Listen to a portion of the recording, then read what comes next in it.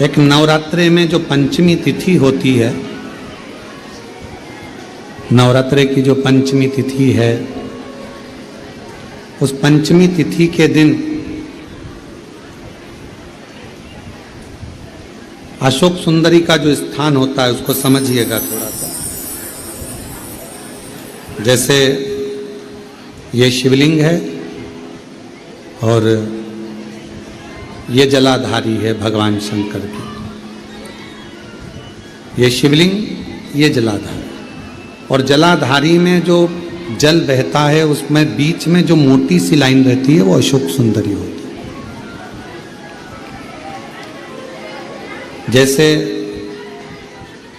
कई बेटे हैं, बेटियां हैं, कोई व्यक्ति व्यापार चालू कर रहा है, कोई व्यक्ति अपना नया भवन निर्माण कर रहा है, नए भवन में जा रहा है, या कुछ अच्छी दुकान खोलना चाह रहा है, कोई अपने लक्ष्य पर पहुंचना चाहता है और पहुंच नहीं पा रहा, तो जो शारदीय नवरात्रे आते हैं,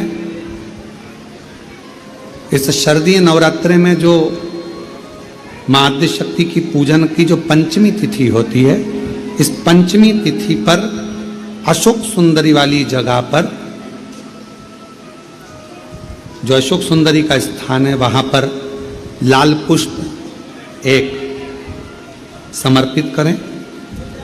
जो जलाधारी है, मां पार्वती, जगत जननी, जगदम्बा, अम्बा, भवानी, मैया दुर्गा का हस्त कमल, इस पर 7 जगह पर कहीं पर भी लाल चंदन की बिंदी 7 स्थान पर कहीं पर भी रखनी, और 1 लोटा जल शिव जी को पंचमी के दिन, नवरात्रि की, शारदीय नवरात्रि की पंचमी के दिन कामना करते हुए उत्तर की ओर मुख कर कर, अर्थात यहाँ बैठते हुए शिव जी पर जल चढ़ाना प्रारंभ करें और अपने मन की कामना कहकर बाबा के पास में जो लाल पुष्प समर्पित करा है, उस पुष्प को अशोक सुंदरी वाली जगह से वापिस लेकर आ जाए।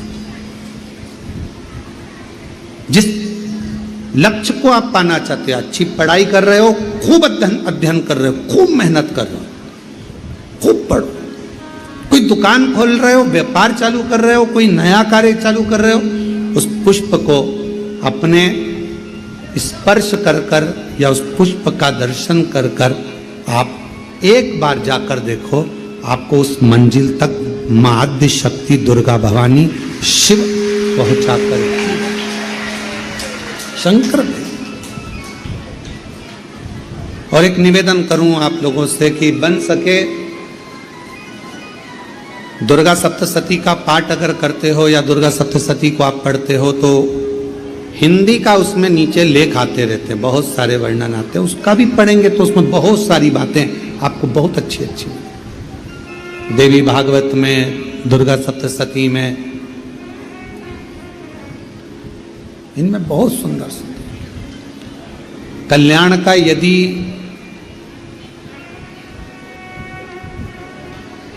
गीता प्रेस गोरखपुर से जो कल्याण निकलती है, उस कल्याण का यदि देवी अंक अगर आप पढ़ेंगे माता दुर्गा भवानी पर, बड़ा सुंदर, उसमें भी बहुत सी चीजें, मां आद्य शक्ति की आराधना की, साधना की, पूजन की पद्धति बहुत सुंदर, उसका ध्यान करें। शिव से कुछ, अगर भगवान शंकर की हम आराधना कर रहे हैं, भगवान शंकर से अगर हम कुछ पाना चाह रहे हैं, तो भगवान शिव की सबसे पहले उससे साधना करो, शिव को पहले अपना बनाओ। कितना सुंदर एक पत्र आया है, देखिए।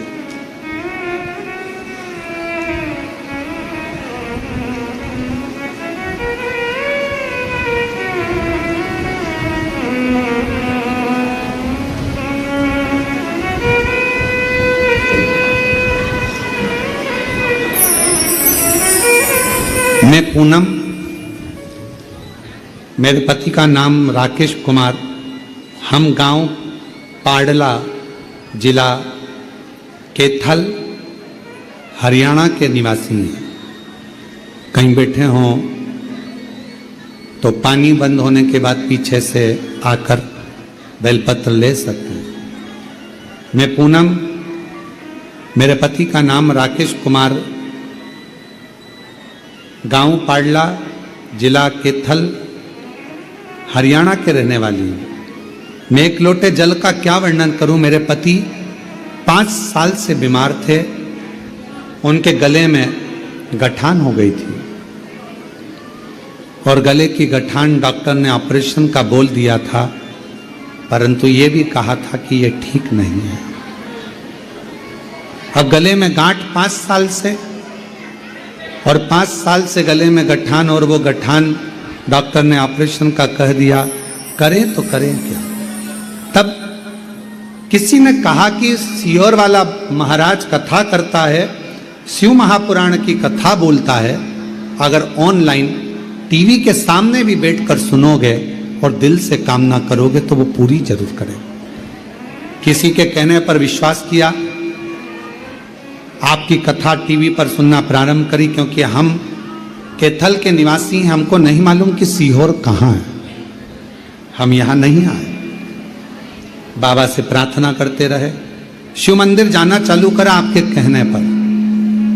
शिव जी को जल चढ़ाते, जल लाकर अपने पति को देते, पति उसको गले में लगाते। डॉक्टर तो कह रहा था कि ना जाने क्या क्या है, ऑपरेशन कराओ, 5 साल से परेशान थे।